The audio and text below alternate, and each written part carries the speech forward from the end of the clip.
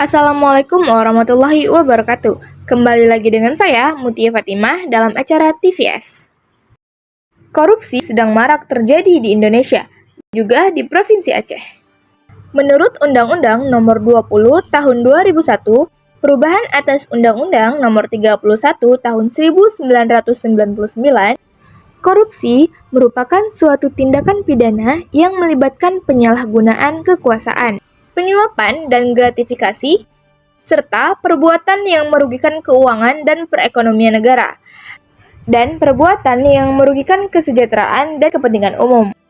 Berdasarkan undang-undang tersebut, maka setiap orang yang melakukan kegiatan memperkaya diri sendiri dan merugikan negara dapat dipidana penjara seumur hidup, atau paling singkat 4 tahun penjara dan paling lama 20 tahun penjara, dengan denda minimal 200 juta rupiah dan denda maksimal 1 miliar. Pemirsa, korupsi di Indonesia memiliki dampak yang luas dan serius pada segala aspek kehidupan masyarakat, seperti melambatnya pertumbuhan ekonomi.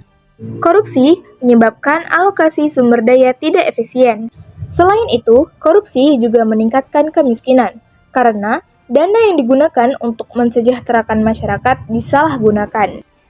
Selanjutnya, mari kita dengar pendapat para mahasiswa dan masyarakat umum mengenai kasus korupsi yang masih marak terjadi di Indonesia, khususnya di Aceh. Selamat pagi pemirsa, saya Hajar Mahyana, meliput langsung pendapat masyarakat dan mahasiswa mengenai kasus korupsi yang ada di Aceh. Bagaimana pendapat Kak Marifah tentang korupsi? Jadi menurut saya korupsi itu adalah sebuah tindakan yang merugikan dari masyarakat maupun negara sendiri. Jadi apa yang harus dilakukan untuk menghambat korupsi ini? Jadi menurut saya itu pemerintah harus memberikan pendidikan anti korupsi sejak dini. Pertanyaan yang ketiga, apa cara yang dilakukan untuk korupsi ini tidak ada lagi di Indonesia?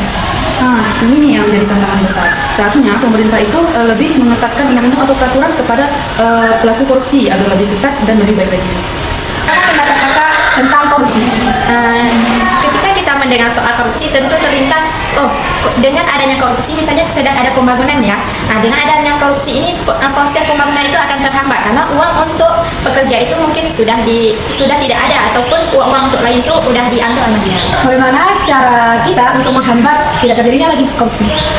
Sebagai generasi penerus, kita mengelola keuangan dan harus memberikan efek jerah kepada si pengkorupsi ini. Bagaimana caranya agar korupsi ini tidak terjadi lagi? Apa yang harus dilakukan?